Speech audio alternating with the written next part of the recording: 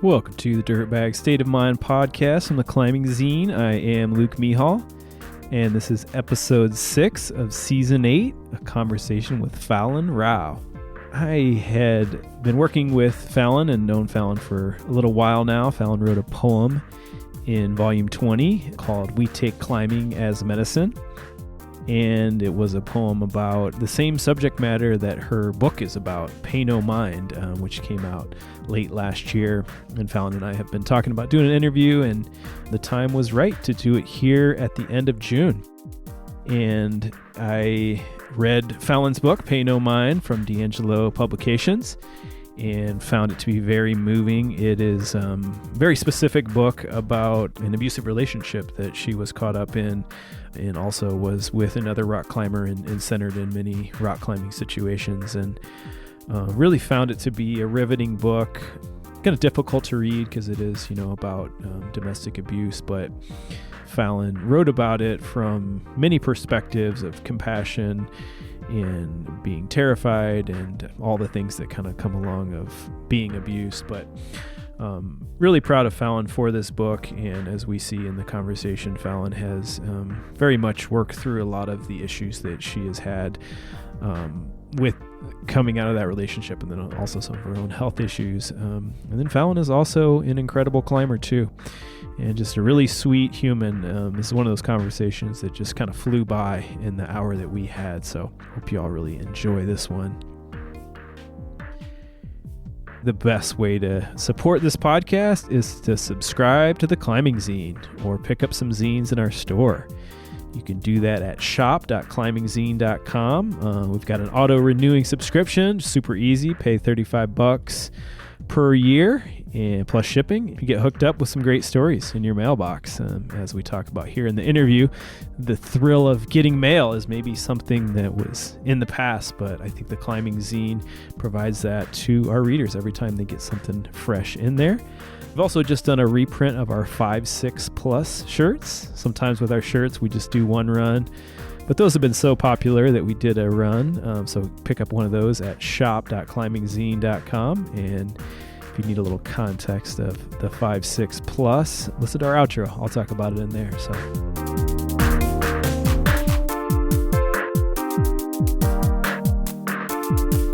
This episode is brought to you by Patagonia. Patagonia is proud to introduce the Free Wall Kit. 6 pieces to help you rest hard and climb harder on the most sustained multi-pitch objectives. Designed to meet the demands of their ambassadors' evolving tactics for cutting-edge multi-pitch objectives, the Free Wall Kit prioritizes protection and recovery so you can focus on performance. Each piece is built with features to make the most of marginal rest so you can get back just enough energy for the send. Check out the full kit at patagonia.com. This episode is also sponsored by Kilter. Looking for a fun way to train at home or at the gym? Check out the Kilter board. Kilter board has an innovative light-up holds, a progressive app, and animated functions with climbs for all abilities and multiple layouts to choose from, with large online communities for each. If you've been listening to our podcast for a while, you know that Kilter has been a long-term sponsor, and you can now get a discount on a Kilter board by being a listener. There are flat rate savings. The larger the size, the larger the discount, ranging from $500 to $800 off.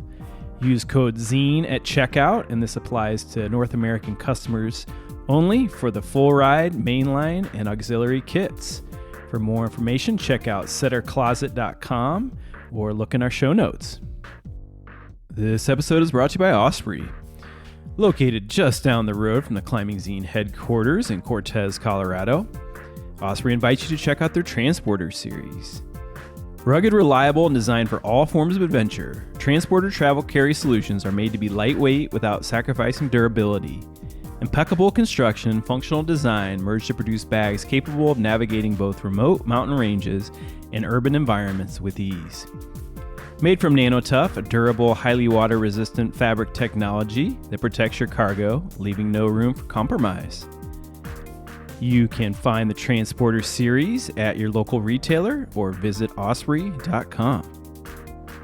Without further ado, let's get into this conversation with Fallon Rowe. All right, I am here with Fallon Rowe. Yeah, thank you so much for having me on. Yeah. Well, I want to start off just with a compliment on your writing style. You published a poem with us in volume 20, and actually the subject matter is very much connected to your book, Pay No Mind. But I knew you were a great writer, but that was really, other than reading some Instagram captions, that was the extent that I had read your writing. And then reading your book this weekend, I love your writing style, and I knew the subject matter of the book was tough, was about abuse and this very volatile relationship that you had when you were a young person. But even in the beginning, the way you write just about meeting this person and just the very simple, oh, he's smoking a cigarette. In my mind, I hate cigarettes, but this guy is making a cigarette look cool. Or just the dynamics when you meet up with someone to go climbing and you're like, wait, is this a date or isn't this a date? Even at that, you wrote about that stuff really well and really engaging. And I spend my life reading climbing writing, and you just did it so well. Just even in the beginning where I knew this book was going to get heavy, but even reading the light stuff, I was thinking to myself, I could read a whole book of this. Oh, wow. Thank you. That's such a huge compliment. There was a lot of intention that went into the writing style, so I'm glad that it resonated with you. Thank you so much. Yeah. With writing in general, are you a poet first, or did you write more nonfiction, first-person style? How did all that start for you? Do you think you're a poet at heart? Ooh, I love this question. I think my kind of like personal storytelling and my poetry emerged at the same time at the end of high school for me, so they're pretty evenly matched in my head. I started to do a lot of blog writing when I was in high school, and I also was getting really into poetry because of a English teacher that I had. So both of those, I think, developed around the same time for me. And I think that's still true to this day, though at this point, it's just a little bit more practical for me probably to write more in a memoir kind of style, more just nonfiction and storytelling in general. But my poetry definitely informs the way that I write that. Especially if I'm feeling stuck on how I want to describe a scene or a person, I'll often write a poem about it first and then convert that into the like chapter or essay or whatever I'm trying to do.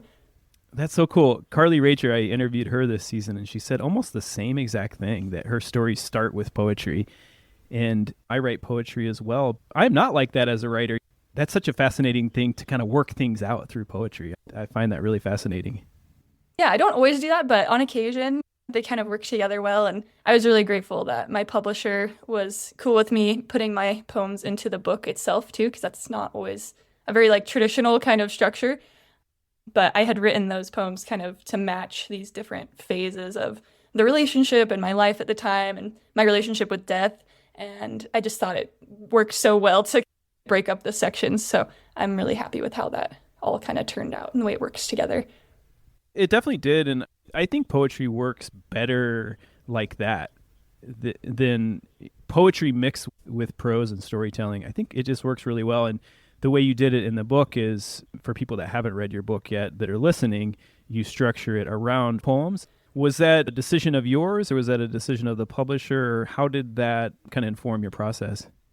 That was definitely my decision. So even in the earliest draft, basically, of the book, I already had it like that long before I'd ever even pursued publishing. So that was just kind of something that had emerged through my own personal process from the beginning. Your book's been out for how long now? It came out, I think, the end of November, so that'd be like 7 months. 7 months, and we chatted just as it was published because I knew I wanted to interview you, and then now after reading the book, I really want to have you contribute something longer to the zine. We connected then. How's the release been for the book?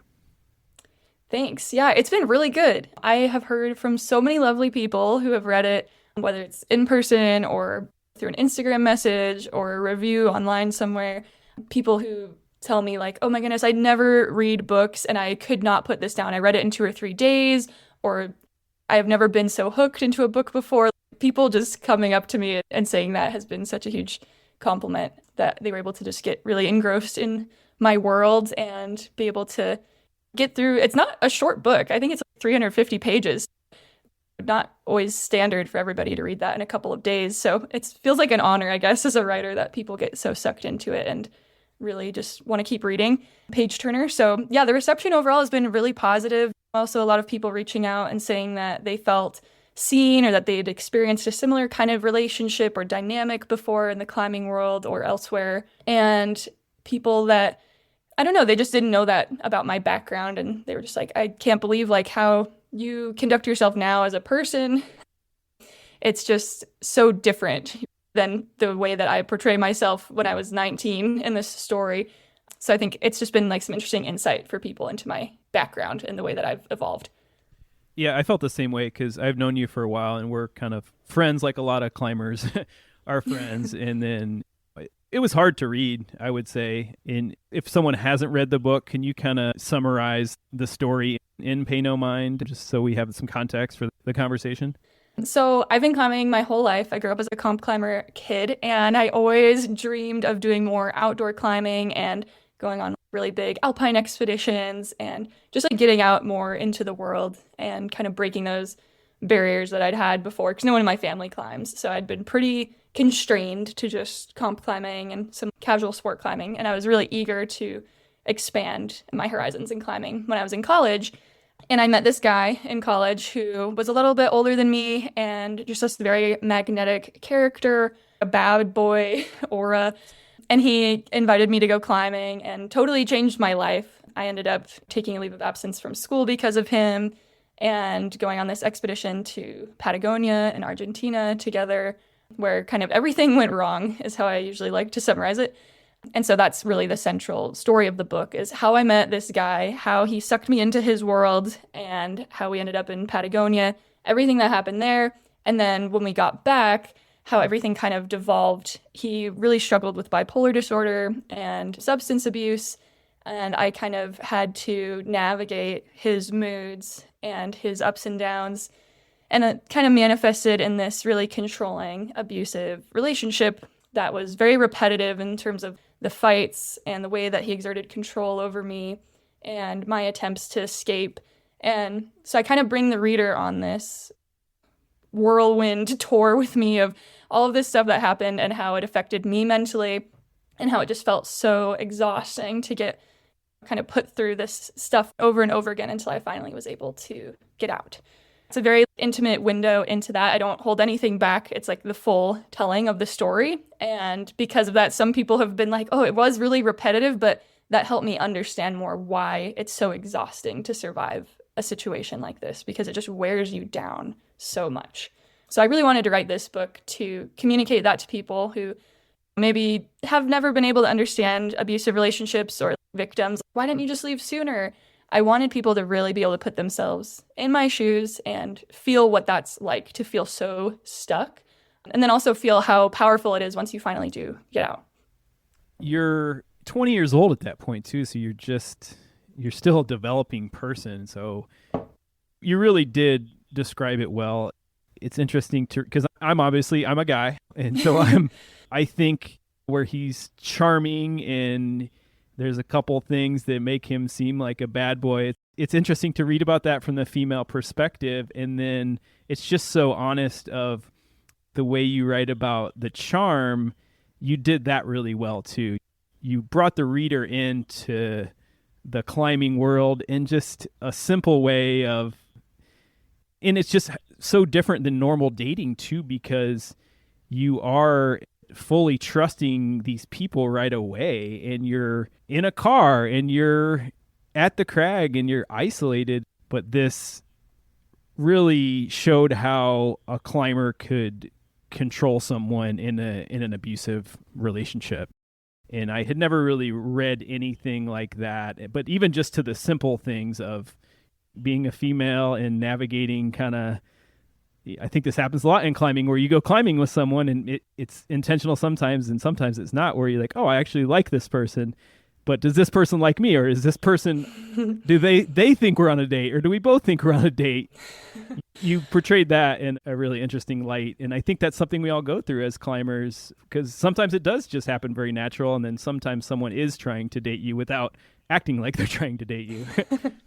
Yeah, I think there's also an element to all of that of just how young I was and how inexperienced and naive I was. Because now the way I interact with all my guy friends in the climbing world is so different. And I was so young and so inexperienced that I had no idea what I was getting into at the time. Now when I see certain people having those similar behaviors as my ex did, it's kind of like a turn off for me, or like oh, I know where this leads, which is really interesting how much that's changed, like my perception of it. So it was really interesting writing it now as a much more mature person, trying to be true to the perspective I had when I was 19, 20, the age I was in the book. I've tried not to project my current wisdom or whatever onto my younger self. I tried to just keep it in that very naive, honest kind of perspective, if that makes sense. It makes perfect sense. In reading it, it was the 20-year-old Fallon. It really was. Do you have any advice? So say there's a 20-year-old girl just getting into climbing now, and of course this scenario is going to repeat itself over and over in the climbing world. Sometimes people have good intentions, sometimes people have bad intentions.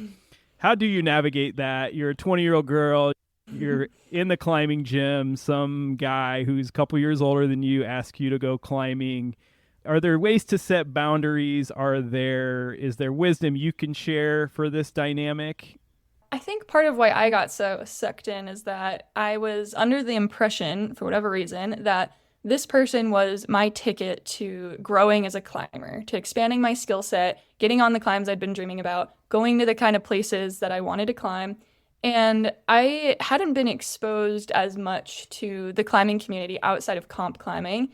And social media wasn't quite as big back then, so it wasn't as easy to find community and partners like it is now. And so that impression that this person is my ticket to success and to more climbing was instrumental in me feeling pressured to stay with him. And so if someone was in that kind of position, if I could go back and tell my younger self, I would say, there's so many other people who would love to climb with you, love to mentor you or help you progress. You don't have to subject yourself to this manipulative, unsafe person just because you think that how this is so important for your progression. There's other options basically available. So if you do have the opportunity for someone to mentor you, hopefully they have good intentions and hopefully they're a good person and they're understanding and they're going to do it in a very safe, nice way. But if you start to notice behaviors that are like really toxic or feel controlling, then of course, bring that up to them or run the other direction, whatever you need to do, because you don't need to subject yourself to that for your own climbing's sake. It's just so unnecessary. And I don't know why I felt so fixed in that when I was younger, but I guess I just didn't know anybody else who could help me back then. And I was so driven and so singularly focused on it that I was willing to put myself through that, which is really interesting and sad to think about now. So yeah, be mindful of people's behaviors, set good boundaries, communicate well, and don't tolerate any bullshit. I do see that you are taken to an environment where you're totally trusting of another person and relying on them. And then you throw in 10 years ago where there's mostly a male-dominated sport. I mean, it's still more males than females, but now I think hopefully a 20-year-old could then also find, a 20-year-old girl could find another girl to teach her how to climb. And there's so many affinity groups that are available. But I do completely see how you got into this situation and how everything unfolded. And partly that's due to your great writing skill, but I absolutely see it. And I absolutely see how this all did happen to you, for sure. Thank you. Yeah, it's such a tricky thing to talk about. Relationships are really complex, and climbing friendships and mentorships are really complex, regardless of the gender of the people involved. I do think in general, there's sometimes a power dynamic, especially an older guy with a younger girl, but it can really go any which way. I've also heard of the reverse, I guess, of really controlling toxic women as well. So I don't like to make too many generalizations there, but yeah, I just think it's important for everybody to remember, like, why do you climb? What are you trying to get out of it? And the people you surround yourself with have such a big impact on your experience in life and in climbing. So choose carefully. You're absolutely right on that. What was the motivation and how did this book project really begin? It began as a travel journal because, as you read about in the book, I started to feel like I was losing my mind, especially towards the end of this relationship. When you're gaslit so often and you start to question your reality and the dynamics of the relationship and your own complicity in what's happening, it gets really confusing and dark. And I was in a really dark place mentally. I was not my best self. And to kind of keep track of what was happening, basically, I started this travel journal because I wanted to have a log of what exactly was happening in each of these fights, because it would be really hard. Like, we'd get to the next fight and I'd be like, haven't I like played this through before? Am I going crazy? This is so weird. And so having a log of reality basically was really helpful for me. And that helped me eventually get out and realize that this is something I need to leave behind. And so it started as that. And that's how I have so much detail in the book. If I didn't have that, it would have been much more difficult to write this book. Many years later, like all of the different dialogue and specifics of how everything happened. So I had that to start with, that raw material. And as soon as I got out of the relationship, I just felt really strongly called for some reason to turn it into a book, partly because people would ask me what had happened in Patagonia or with this guy, and I didn't even know where to start. I was like, this is such a crazy story. I can't have to sit someone down and talk to them for hours. And it was so hard for me at the time. I had really bad PTSD. I couldn't tell any part of the story without just completely sobbing and trembling and shaking and breaking down. And so I wanted to be able to hand someone something and just be like, this is what happened, is kind of where it started. And so that summer, like right after I got out of the relationship, basically, I started to think about turning it into a book and kind of like refining that journal, basically, and starting to make it into a more like readable thing for someone to understand who had no context for me or for this relationship. And about, I think like a year or two after that, I started like a Patreon, actually, because I was like, I really want to work on this book project, but I have no money and I need more time to be able to work on it. So it's like, maybe if people can throw me a few bucks here and there, I can like dedicate more time to this. And my ex, who we call Dan in the book, that's not his real name, Dan basically reached out to me, even though I'd blocked him on everything. He found a way to contact me and was like, I'm going to sue you if you publish this or whatever. And his family's very wealthy. And I was like, I actually don't doubt his ability to do something dramatic that would actually screw up my life. So I was scared, basically, of publishing this book. And so I deleted the Patreon. I kind of went silent on social media about the book. And I honestly was just kind of waiting for something to happen, because he was living, after the relationship, he was living in such a way that was very destructive and seemed very like unsustainable. I kind of figured his drug use or his base jumping or free soloing, something was like gonna catch up to him eventually, which sounds really dark, but that's the way he was living his life. And I just kind of waited. I was like, maybe someday like I'll feel safe enough to publish this, or he'll be gone and I won't have to worry about him threatening me anymore. And eventually I was just like, well, he's still around. I gotta just do this. And so I had a summer off of teaching in, I think it was 2022. And I was like, okay, this is my opportunity. And so I sat down and I like wrote the whole book, went from start to finish, and converted this journal basically into the book that we have today. It was like, I'd say probably like 85% the same as what is actually published now from the very beginning. It didn't change all that much. Of course, John Long helped me with the revisions and everything. And he was such a great mentor, which we can talk about in a little bit. That's on my list of questions. Absolutely. Yep. Yeah, that was amazing. He definitely helped. But overall, like the book took form that summer, very similar to what it ended up being in the final version. And then I was like back to teaching full time, and I was so busy. So I like would kind of send out queries now and then, but wasn't really getting any bites. I had no like mentor in that world for traditional publishing. So I just kind of was like winging it and going off Reddit threads and stuff. And eventually, I think it was, gosh, what was it? It was like early last year, I got an email back from a publisher and they wanted to publish it. So I was like, all right, let's do this. And then I found out the same day that my ex was dead. So it was a crazy thing. Like, I don't know, the timing was absolutely absurd. I was ready to go ahead and publish it, even with him potentially threatening me. But I don't know, everything aligned and it was kind of wild. It was a lot to take in. It was a big news day for sure. Gives me goosebumps just to think about that. Where does that sit with you now that those two things happened in the same day? Well, I mean, he had died, I think, the week or two before that. I just didn't find out until that day. And it was just really eerie. I don't know. I'm a very pragmatic, scientific person, and it just, I don't know, it spooked me a little bit. It felt like something larger at work. I know it was just a coincidence, of course, but so many years later, to not hear anything from him or about him for such a long time, and then to find that out on the same day, like, I'm going to publish this book and he's gone. It was a lot to process. So now I don't know. I don't really think about it very often, but it still just feels a little bit wild that it all happened at once. Was there a freeing aspect that you felt like you could tell your story and then not have to worry about retribution from him? Yeah, definitely. I mean, he had threatened me so much, and I was always worried about him. I had friends in the base jumping community that would text me all the time and be like, oh, I saw him here. He's not looking good. He's still crazy. People kind of kept tabs on him for me, not because I asked them to, but they just knew that if I ever ran into him, it might not be good. And so I was grateful for friends that would kind of give me nods now and then of, okay, yeah, this is still a thing. He's still out here. And yeah, I don't know. It's crazy. It's interesting you have the scientific, pragmatic side and then also the poetic side. I don't think too many people get both.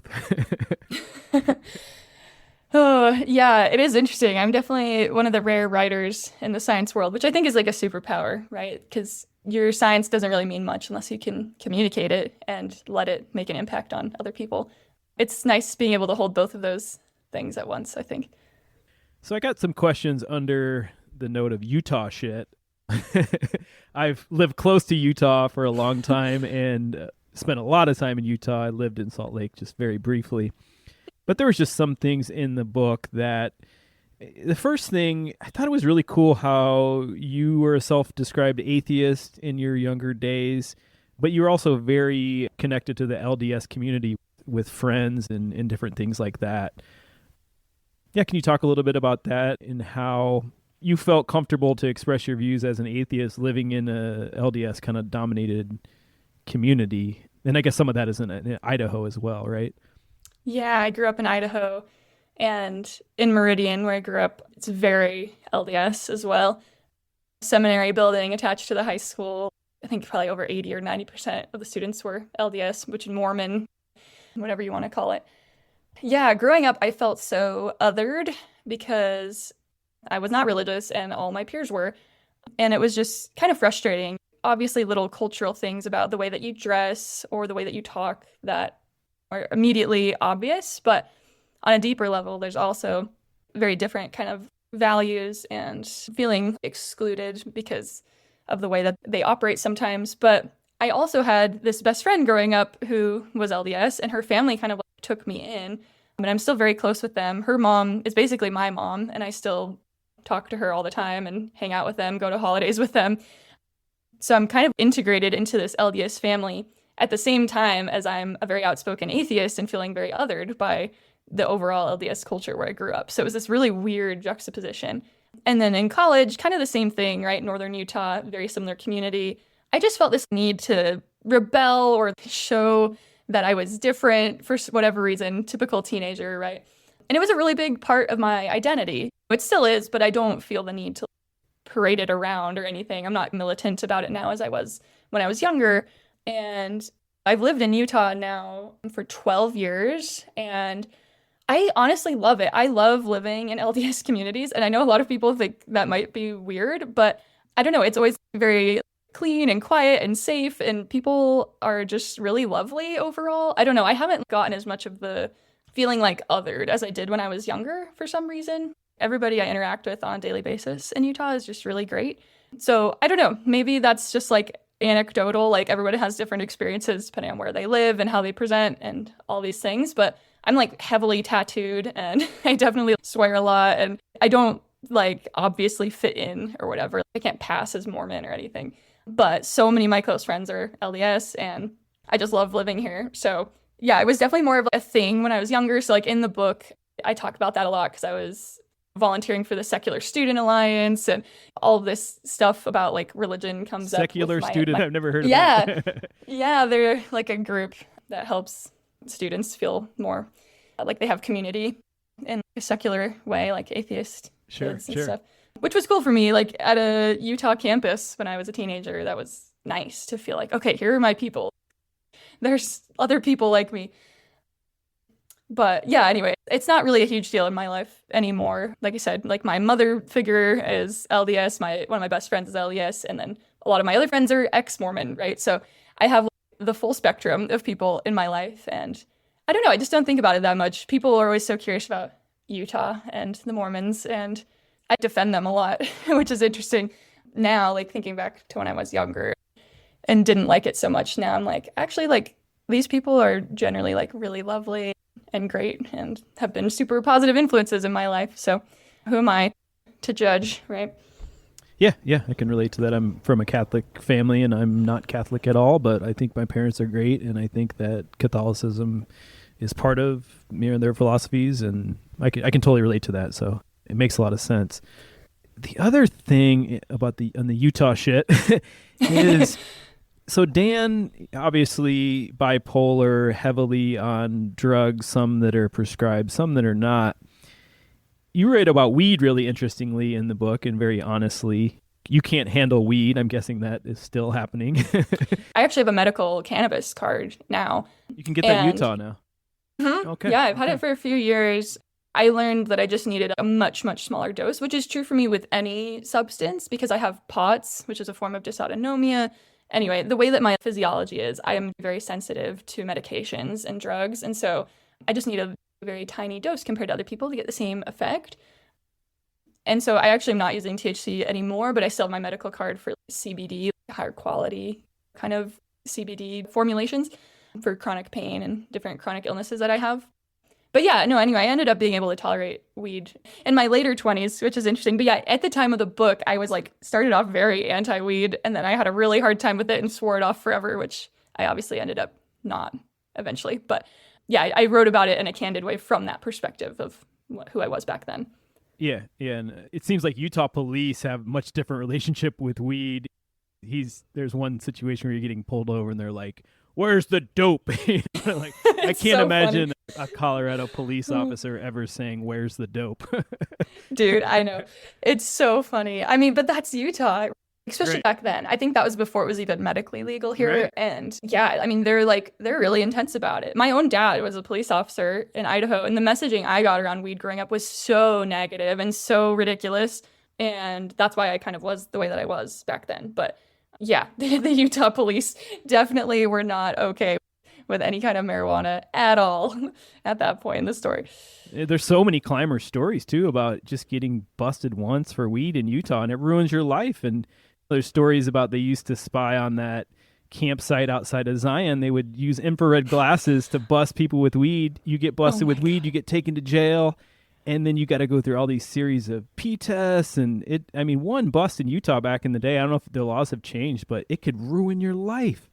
Yeah, it's kind of gnarly. I don't know if it's changed at all now, especially now that it's like medically legal, and overall people are a little bit more like chill about it at this point. Like in a decade, there's been a lot of progress with the public perception of weed, right? But yeah, back then it was a lot, and that definitely contributed to that final night that I write about in the book, right? With that, him getting pulled over and charged and everything. Yeah, that super was gnarly. Such an epic scene.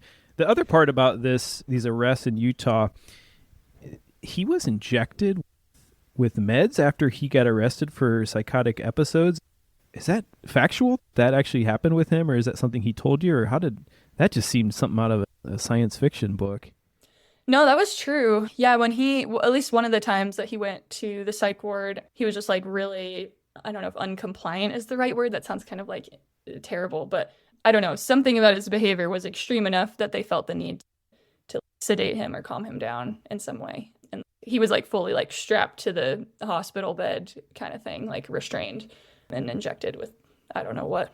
It was a really tough system to be operating in, right? I felt really helpless to try to help him just on my own, but then relying on more official means, whether it's being admitted, right, whether it's legal or medical in nature. I felt like those systems were just totally failing him no matter what. But you get to a breaking point where you're like, something's got to give. I can't deal with this. And so when he would end up there, I don't know. I don't think it's that helpful. I'm not sure, though. It's actually interesting. Now I'm in a graduate program for mental health counseling, but I don't know what the like right answer is in those kinds of scenarios, right? I don't know what the like least harmful, most beneficial kind of way to handle that scenario is. And I'm sure they have some kind of like procedures that they follow, of course. I don't know what was going on. I only visited him in the psych ward once in person, and it was very brief, as you write about in the book. So it was a very small window into what was actually happening. Obviously, you were in love with this person, or you cared for them, and the compassion, you wrote about that really well. You felt, even though this person was an abuser, you felt this level of compassion for this person too, and that really shined through the book, and it made me feel it as well, because there's one point in this book is I want to kill this person. It's a normal reaction, yeah. Right. Especially you being my friend, and it's just like I want to find this person and kill him, and I didn't know he was dead, but till the end of the book. Yeah. But how did you think about portraying the evilness? Because there was some definite evil versus compassion for this is someone who has bipolar and was completely enabled by the family. And how did you weigh writing about all that, or did that just kind of naturally unfold because that's how you felt? No, it was very intentional because, well, a few reasons. It's no fun to read a memoir that's just villainizing everybody else. I'm the victim, everyone else sucks, and this person's so evil, and there's no redeeming qualities. You can just tell that a writer who does that is just, they're not doing it for the right reasons, right?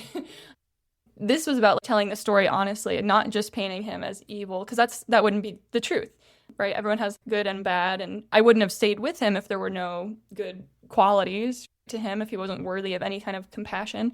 He was struggling. And so in my approach to writing it, I wanted to be very careful that I wasn't trying to demonize mental illness or substance abuse themselves, because those are very real problems that he was dealing with. He didn't choose to have bipolar. That's not fun for him to be dealing with. It's not fun to be an active addiction and to be on this wild roller coaster of emotions and moods all the time and feeling very out of control. And so I wanted to portray honestly as I could, like what he was dealing with and the way he was struggling and how I felt bad for him and really wanted to help him, but I couldn't figure out how to do that because there really wasn't a great option in this scenario we were in. And yeah, in my writing of it, I wanted to be honest about that and portray that in a way that seemed, like compassionate and not just like I was demonizing it. But I also had to be honest about the really unforgivable behaviors that he had and things that he said. So I didn't sugarcoat that either. So I kind of tried to hold it all as objectively, basically, as I could, of just like, these two things can exist. Like, this person can do really awful things and say really terrible things, and they can be really struggling at the same time and deserving compassion. And it doesn't excuse it. It might explain some of it, but it's ultimately not an excuse for what he did, right? Just because you have bipolar doesn't mean you have to be this violent or something, right? Like that. Some of the things he did were choices that he made. So I tried to be really careful in my approach to how I spun that whole web, because it is a really psychological book to read, thinking about his behavior and our dynamic. It's so complicated. Absolutely, absolutely. I want to ask you a little bit about,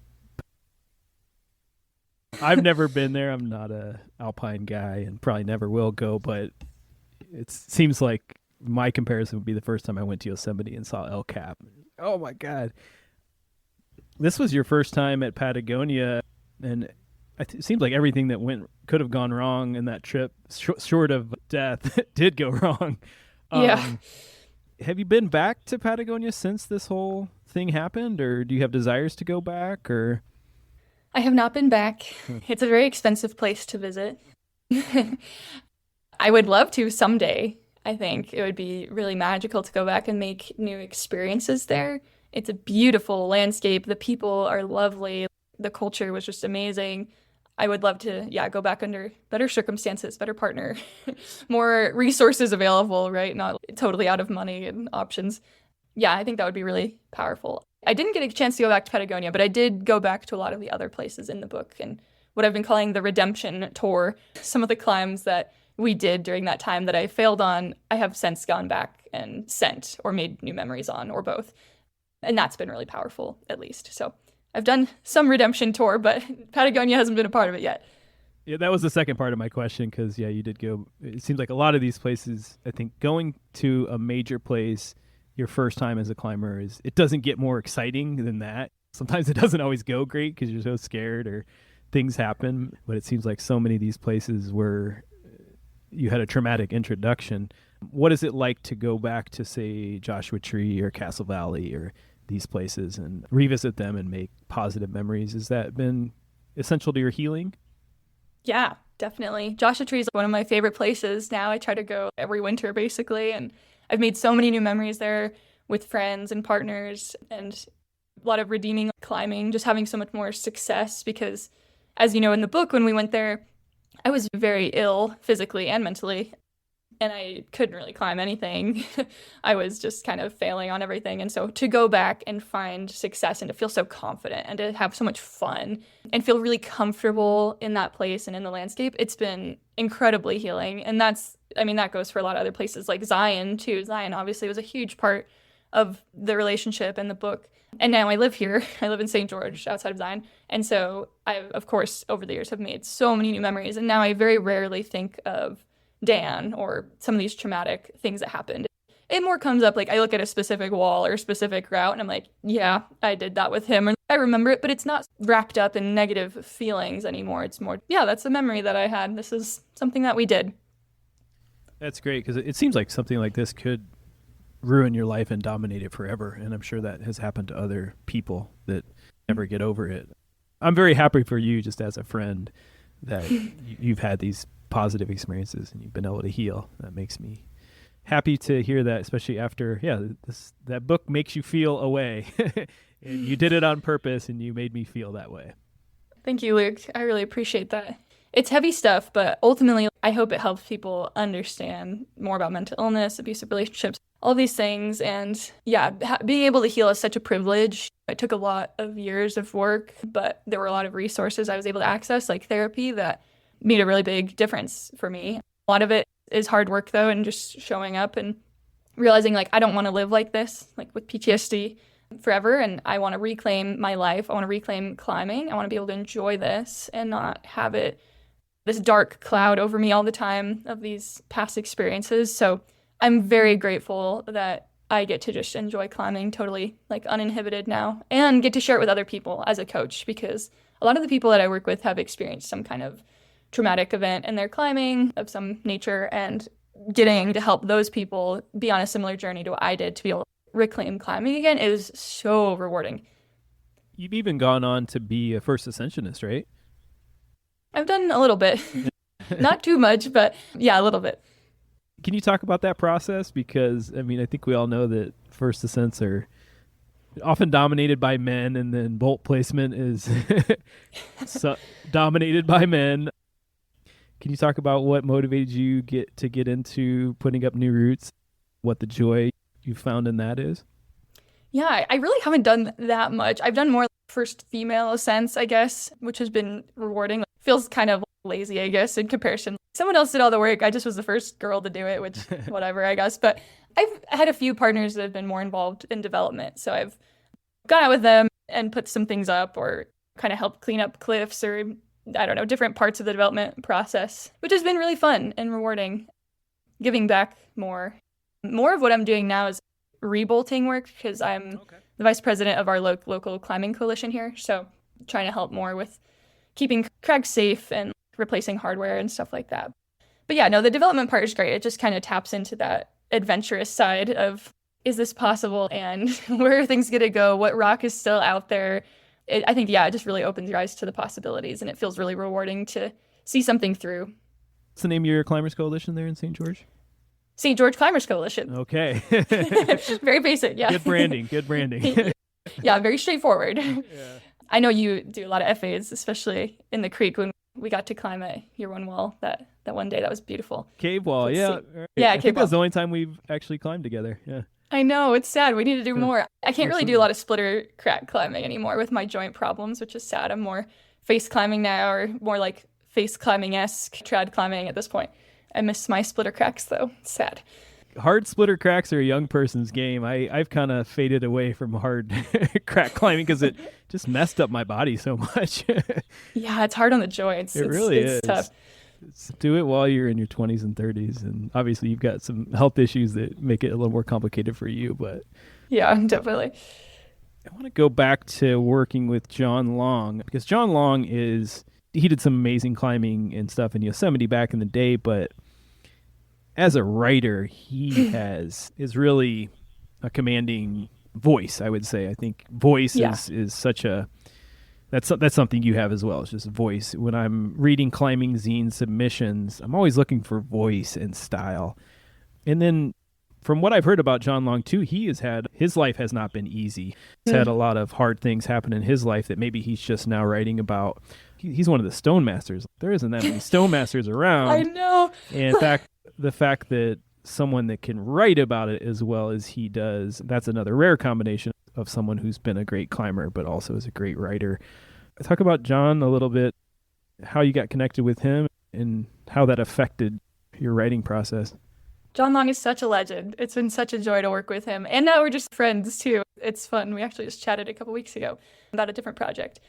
He's fabulous. He happens to be friends with the person that owns the publishing company for my book, D'Angelo Publications. And so they linked me up with him to do the revisions. And when they told me that he was going to be the person I was working with, I was kind of in shock. I was like, oh, casual, just John Long. Sure. Yeah, no doubt.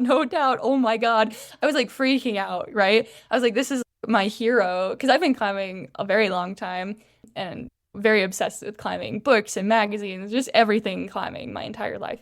That was not to cut you off, but that was something else I loved in that book is the excitement of waiting for a climbing magazine in the mail. I try to provide some of that with the Climbing Zine, but the way you wrote about it was so magical of waiting for mail. That's not an excitement that happens very much anymore. Oh, I know. I love it. I actually just got all my old climbing magazines back from my dad's shed like a few weeks ago for the first time in over a decade. I unearthed all these magazines from 2003 to 2014, and it's so fun to have all those back in my possession.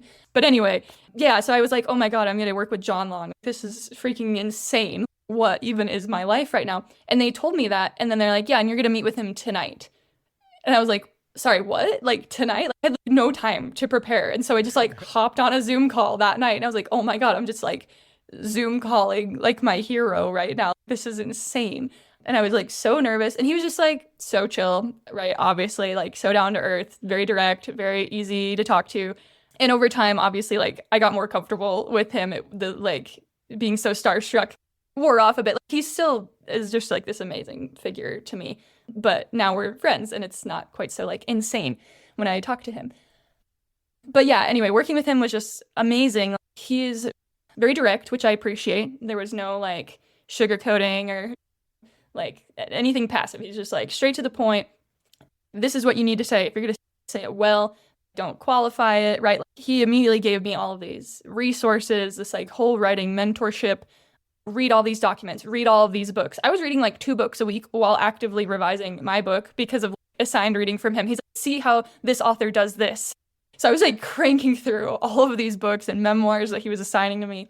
And it was just this like beautiful mentorship process. I learned so much. I was like, I have to write down everything that he says. I have to remember it for all of my future projects. I was just trying to be a sponge and just soak all of it in and apply it the best that I could to the book.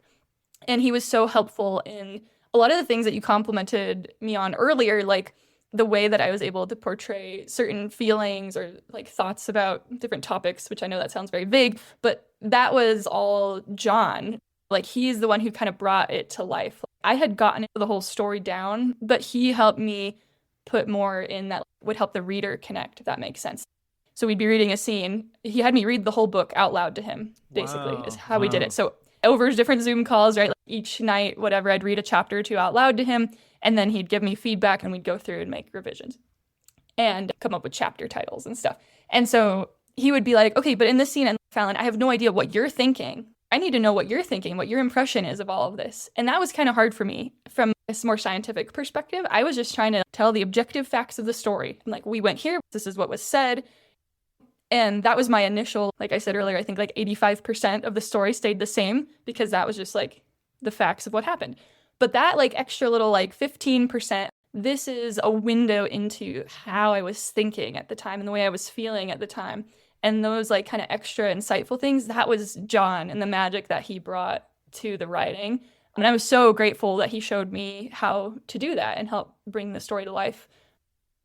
He was really helpful too in confirming and validating like certain artistic choices that I had made that other people, there was like some back and forth on like how I wanted to tell it or like how repetitive to make it, because I do include all of the different like fight scenes and a lot of them sound very similar. And he was like, no, this is good. It gives it the maximum like effect that you're trying to have. And anyway, he was just amazing to work with. So glad that we're friends now, and very honored he wrote a foreword for it. And just can't say enough good things. I was so psyched. And that makes a lot of sense to I go back to the cigarette thing because I hate cigarettes too. I smoked for 4 years, and that's probably part of the reason, but I despise cigarettes.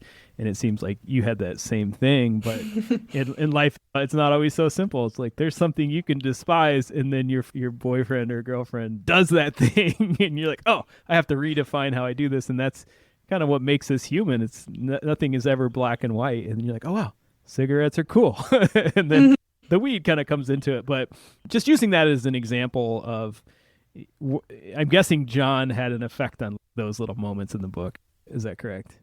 Definitely. Yeah. Parts where I felt a little embarrassed, like, oh, I really don't want to admit to this, that my younger self thought this way or said this thing. Oh, it's so cringe or whatever. He was like, no, that's good. That's honoring the person that you were, and it's going to help bring it to life for people, right? So it wouldn't be the same if I tried to make myself sound cooler or better or whatever. I had to be very honest about that, like how naive I was or how strongly I felt about different things or the way that my mind changed, because we're very impressionable as adolescents. Mm-hmm. So you definitely get a view into that. And so many of us start our outdoor trad climbing at that age. And I would say men are even less developed than women in the brain.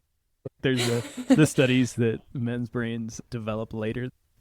You look back and when you're 20 and the memories are all cemented and clear, but there's so much gray area, there's so much fear, there's so much uncertainty. And it's cool that you were able to, because I don't think too many people write memoirs at, how old are you now, 28, 29?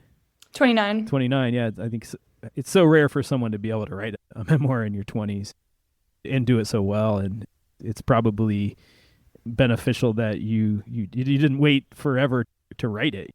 It probably would have been a different book if you would have waited another 10 years, huh? Yeah, definitely. I just felt it was like this. Maybe you've experienced this with some of your books. I don't know. You'll have to tell me. But I had this creative block where I was so consumed with finishing this book and getting it out into the world. It was like this thing that I had to do, and I had to make it happen. And until I made it happen, I could not begin any other creative or major life projects. It was like, I must do this before I can embark on anything else. And so basically, as soon as I got the book out into the world, I started grad school. So I just was like waiting for that block to be gone and then I could kind of move on to the next thing. I don't think there's anything more difficult than writing a book, to be honest. It's hard. Because I've been trying to write my next book for 7 or 8 years. And I've had 4 years of false starts. Actually, when I was in El Salto, they didn't have cell phone service there. You had internet, but not cell phone service.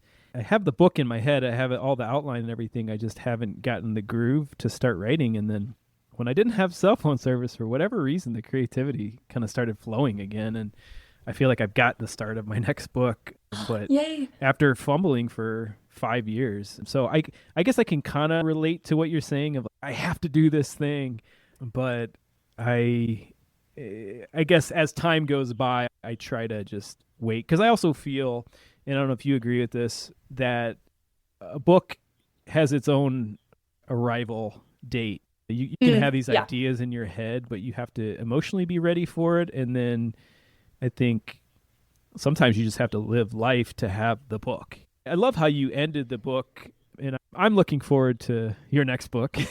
Thank you. Well. Yeah. You're like, this is only 7 months of my life. I have more to say, and you probably could have had the next chapter of like how I healed from this book, but you just chose to end it when that relationship ended. And even though it was long, I was like, oh, this is where you're leaving us. Like, yeah. What are your next writing projects? Are you going to write an article for the Climbing Zine? Yes, I would love to write for the zines. Definitely on my radar. We'll have to talk about that more. I totally agree with what you said, though, about books kind of have their own timeline. I'm actually really glad that I didn't try to publish the book any earlier than I did, that I gave it the time it needed to simmer and to revise, because having that opportunity to do it with John Long, I mean, that was perfect. So I'm really glad I took the time it needed, but also, yeah, so glad that it's done and out so I can work on new things, whether they're life things or writing projects. So in answer to your question of what is next, I would love to write another memoir about what came after, because like you said, it just ends when the relationship ends, because as you've probably seen this in your own writing with books, but you have to be careful not to let a book balloon into too many things, right?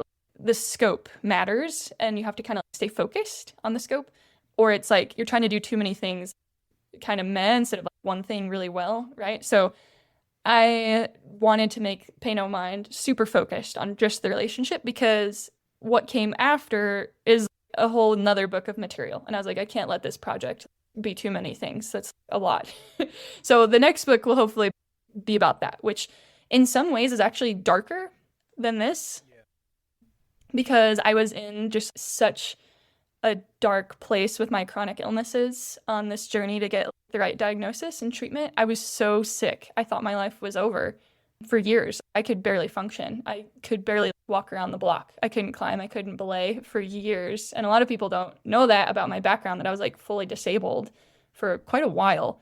And then mentally, that put me in a really dark place, obviously, because I was like, what is wrong with me? No one can figure out what's wrong with me.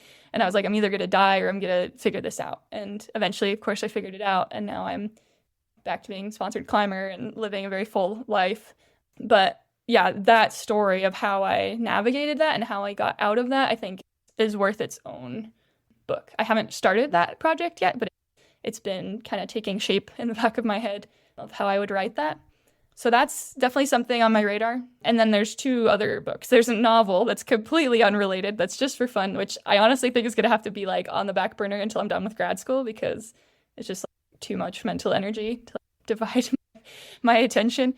And then there's also a climbing mental performance book, which is part of the reason I'm in grad school. I want to do a lot more research on climbing mindset and psychology. And so I'm studying sport and performance psychology. And I want basically my dissertation and all of the things that I learn and write about to evolve into a resource for the climbing community on climbing mindset and psychology in a different way than has been done before. So that's been a huge project that's been in the works for many years. All the work I do with my clients, this curriculum I've basically developed and this framework that I've designed, I want to convert that into a book that I can just give to people. So even if I don't work with them one-on-one, they can reap all the benefits of that framework, essentially. So a lot of different books that I'm kind of working on or thinking about working on. The first step of writing is to write it in your head, right? Yeah. Decide it's worthwhile and what the general scope would be and like why it's important. What value is this going to give people, or what's the purpose of this? When do you write? Are you a morning writer? Are you an evening writer? I am not a morning person, that's for sure. So I get to set my own schedule now as a coach because I just work for myself, and I never schedule any coaching sessions before 11 a.m. It's just not there. I don't have it. My brain's not online until like midday.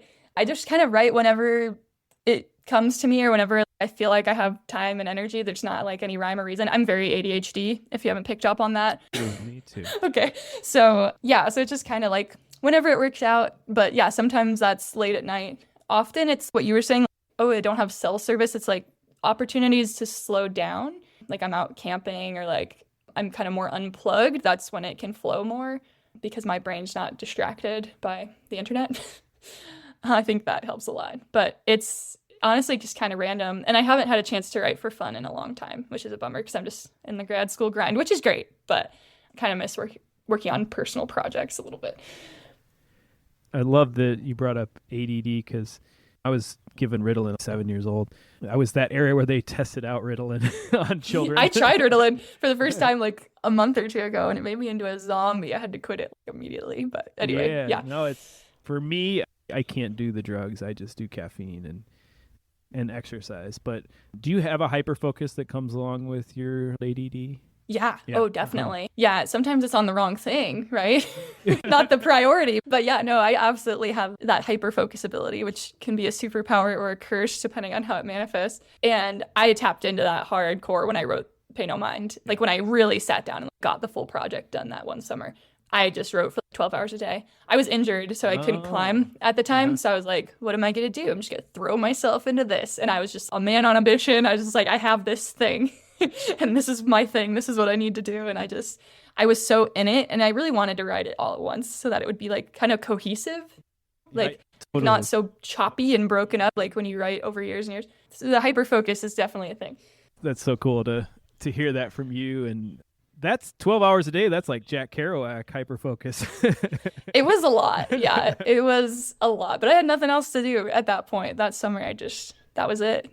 That's great. That's great. Oh my gosh. Well, like you said, I could keep talking to you for another hour. This hour just kind of flew by as I knew it would. I really enjoyed your book. I really enjoyed talking to you. And gosh, what a pleasure to be able to connect. I'm just so happy and so proud of you that you've been able to work through everything that you have worked through. And it's great to see you. I was looking at your Instagram and you were like working on the Kilter board and you did some cool hard problem. And that made me just happy to see that you're climbing at probably where you want to be or close to where you want to be right now. I know these stories impact people's lives for the better. As humans, we can understand through writing and storytelling. Someone else has been through this that maybe is worse than what I've been through or similar. And I think that is now even more important than ever. So yeah, just I feel happy for you. Thank you so much, Luke. That means a lot. And I'm happy too. I'm so grateful for the growth that I've had and the opportunities I've had and where I'm at now. It feels really nice to be climbing and in a healthy relationship in a place that I love, all these wonderful things. So there is a happy ending. Well, it's not over yet, but like where I'm at right now so far is very happy. And yeah, really grateful that you took the time to read my book and sit with this story. I know it's a lot of emotional energy to do that. So thank you for the support and for having me on and for chatting today. It's so lovely to catch up with you and have this opportunity. Thank you. Yeah, I love it. I love it. I feel like so many things with the Climbing Zine take place. We had a conversation 8 months ago, and for me, it's always good to, all right, I don't remember what it was, but I was like, I need to reconnect with Fallon. and and then we were able to make it happen. And yeah, so thanks for your time today. I know you got a lot of things going on, and I'm excited to share our conversation with the world. Thanks, Luke.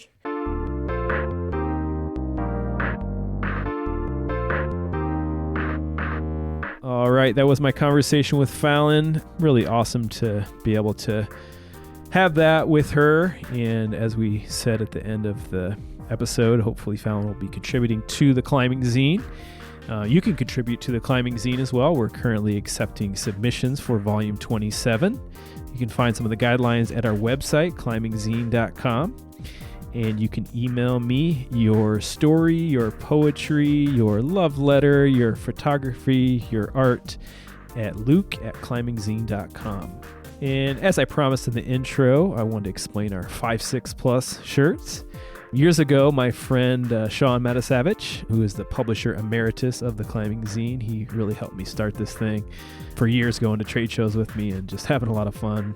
He came back from France with this 4C Plus shirt that I just thought was hilarious. We added our own little touch to it. We did 5'6 Plus and we did a little Instagram green check mark, which is usually people that are pro climbers that brag about their sends. And, we all do it.